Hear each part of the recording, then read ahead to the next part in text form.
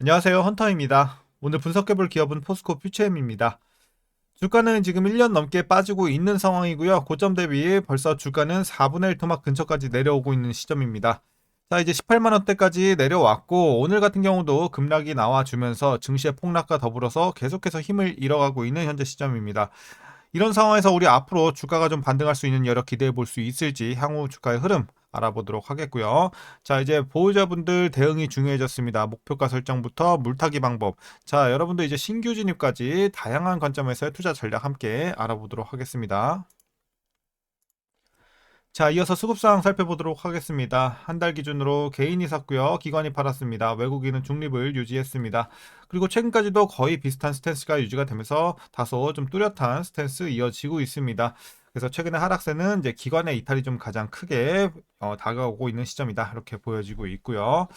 자, 이어서 이제 신용 잔고를 보시겠습니다. 뭐 0.9% 정도 나오고 있고요. 나쁘지 않습니다. 걱정은 없고.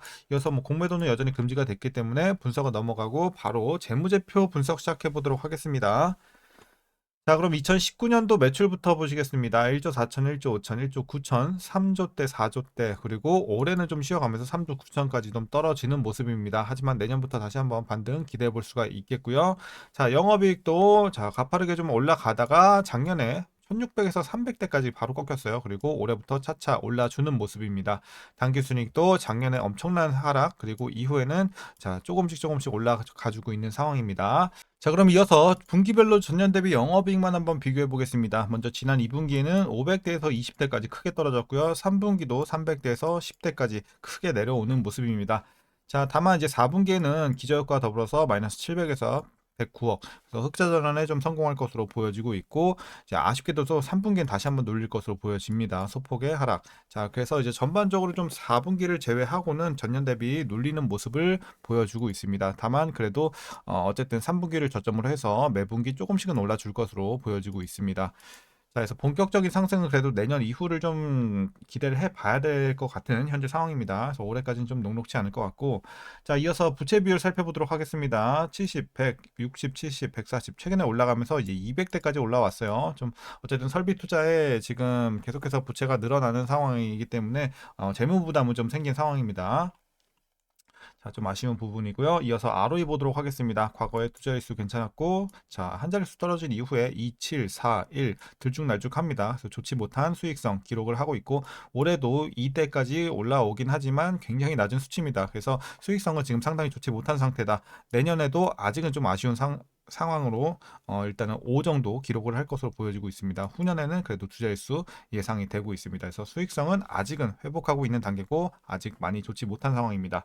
자, EPS 주당 순이익도 최근에 눌렸다가 올해부터 반등해주고 있는 모습입니다. 그래서 차차 향후에 좀 올라갈 것으로 보여지고 있고, 자, 배당금 일단 올해 258원 기대가 되고 있습니다. 만일 이대로 배당을 하게 된다면 현재 종가 기준으로 계산했을 때 배당 수익률은 약 0.14% 기대해 볼 수 있겠습니다. 그냥 배당 거의 없다고 보시면 되겠습니다.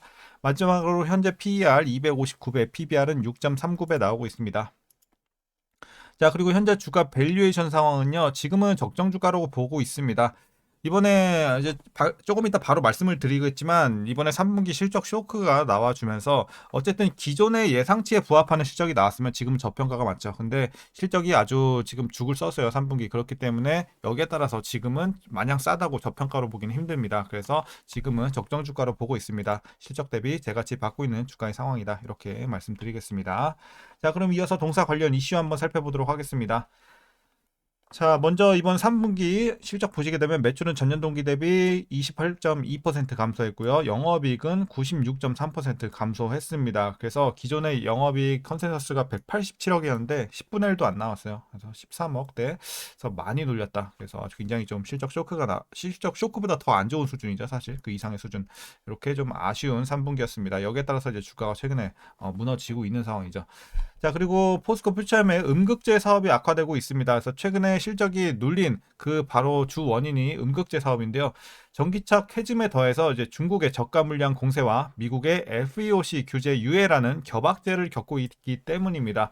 이제 조금 더 디테일하게 설명을 드리면 아시는 분들은 아실 거예요. 미국 정부가 지난 5월 IRA상 이 중국산 흑연을 배제하는 해외 우려 집단 바로 이 FEOC 규정을 적용을 2026년까지 2년간 유예를 했습니다. 그래서 중국 입장에서는 2년을 번 거죠. 그래서 이런 것들로 인해서 국내 배터리 제조사들이 값싼 중국산 음극재를 사용하는 비중이 늘고 있는 겁니다. 그래서 여기에 따라서 사업에서 지금 굉장히 좀 악화가 되고 있는 상황이다. 거기다 엎친 데 덮친 격으로 포스코 퓨처엠의 1에서 3분기 음극재 매출은 1,200억 원대고요. 전년 동기 대비 거의 30% 가까이 감소를 한 수치입니다. 그래서 이제 공장 가동률 보시면 음극재 쪽에서 21년 70% 수준이었는데 현재는 40%까지 낮아졌습니다. 굉장히 낮은 거죠. 40%면. 그래서 70%면 뭐 나쁘진 않다 정도인데 40%는 너무 낮아요. 그러니까 반도 안 들어가는 거예요, 지금. 그래서 가동률 자체도 상당히 지금 낮은 상황. 음극재 지금 사업이 굉장히 지금 많이 아쉬운 상황이고요. 이제 양극재 보시게 되면요. 니켈 함량 80% 이상 NCA와 N86, N87 등 이 고부가 가치 하이니켈 양극재 판매 호조 및 제품 믹스 개선으로 매출은 소폭 증가했습니다. 다만 이제 N65의 판매 부진이 지속이 되는 데다가 장기 보유 재고에 따른 재고 평가 손실이 또 223억이나 반영이 됐습니다. 자, 그리고 그나마 이제 기초 소재 사업은 포스코의 고로 대수리 종료 및 재가동에 따른 생석회 판매량 증가, 화성 제품 판매 가격 상승, 전로 수리 수요도 증가 등의 요인으로 전년 동기 대비 2.2% 증가한 매출과 11.7% 증가한 영업이익을 기록을 했습니다. 그래서 기초 소재 사업은 그래도 좀 괜찮았다. 자, 이런 가운데서도 포스코 퓨처엠은 배터리 소재 분야 투자를 지속하면서 차입금이 좀 크게 늘고 있는 상황입니다. 3분기 말 현재 포스코 퓨처엠의 순차입금은 3조 정도 되고요. 전분기 대비 3,888억 원, 그리고 전년 동기 대비 1조 원 이상 좀 늘은 상황입니다. 그래서 투자 부담을 줄여줄 지금 뭐 정부의 어떤 정책적인 지원이 좀 시급하다 이렇게 시장에서는 보고 있는 상황입니다.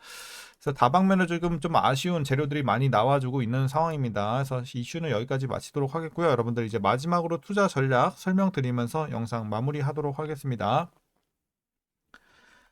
자, 먼저 신규 진입 관점입니다. 일단 지금 진입해도 괜찮을까? 저가 매수의 기회로 봐야 될까? 이게 좀 고민이신 분들이 많을 것 같아요. 자, 근데 일단은 좀 반대 의견 드리도록 하겠습니다. 물론 뭐 많이 내려와서 싸워 보이는 건 맞아요. 하지만 이게 앞으로 실적이 좀 크게 올라갈 만한 이슈가 있다든지 아니면 재료가 그래도 향후에는 내년에는 좀 많이 기대를 해볼 만한 그런 것들이 좀 많이 나와줘야지 지금 저가 매수의 기회로 볼 수가 있는 건데 지금은 기회로 보기엔 좀 아쉬워요. 그래서 올라갈 만한 상승 지금 동력이 많이 부족하거든요. 그래서 물론 어느 정도 하락은 좀 제한적이겠죠. 추가적으로 더 내려올 수는 있겠지만 어느 정도 막 급락 그 정도까지는 아니어도 지금 올라가는 데에서는 일단은 조금 의문이라고 보고 있습니다. 그래서 이제 수익을 내기에는 지금 들어가기에는 일단은 아무리 많이 내려왔어도 반대 의견 드리도록 하겠고 보유자분들은 뭐 어쩔 수 없이 대응을 하셔야 되겠죠. 자, 그래서 이제 보유자분들 어떻게 대응하시냐면요. 먼저 목표가부터 설정하도록 하겠습니다. 자, 기존 목표가보다 좀 내려야 될 지금 상황이 됐습니다. 아무래도 실적 쇼크가 나왔고 향후의 실적도 계속해서 눈높이를 좀 낮출 수밖에 없는 상황이기 때문에 지금은 일단 목표가 좀 보수적으로 들 수밖에 없겠습니다. 현재 27만 원 보고 있습니다. 대충 이 정도 될 것 같고요. 그래서 향후에 좀 다시 한번 좀 개선이 되는 뭔가의 어떤 터닝 포인트가 나와줘야지 그럴 만한 재료가 나와줘야지 우리가 목표 주가도 다시 한번 좀 상향시킬 수 있겠다 말씀드리겠고 일단 27만 원 제시를 해드리도록 하겠습니다. 그리고 이제 보유자분들 수익을 내기 위해서는 어쨌든 내년 이후를 좀 보면서 길게 가져가야 되는 수밖에 없겠는데 지금 만약에 여러분들이 본전 근처라고 하시면 일단은 그냥 빠져나오셨다가 조금 더 관망하시다가 증시의 안정이 좀 되고 어떤 2차 전지 관련해서 조금 뚜렷한 정책이 나오면은 여러분들 그때 진입하시는 게 좀 더 안전할 것 같습니다. 그래서 본전 근처에 계신 분들은 그렇게 대응하시는 게 좋겠고 이미 물려 계신 분들은 계속 가져가야죠. 뭐 지금 손절할 가격대는 아니죠. 지금에서는. 그래서 손절할 시기는 이미 지났고 여러분들 물려 계신 분들 그럼 어떻게 대응하시냐면요. 물타기 전략 말씀드리도록 하겠습니다. 자, 이제 일단 라인을 좀 몇 개 드리도록 하겠습니다. 조금 확대해서 볼게요. 자, 이제 여기 27만원 목표가 드렸고, 자, 라인을 좀 더 드리면 일단은 24만원. 자, 그리고 22만원.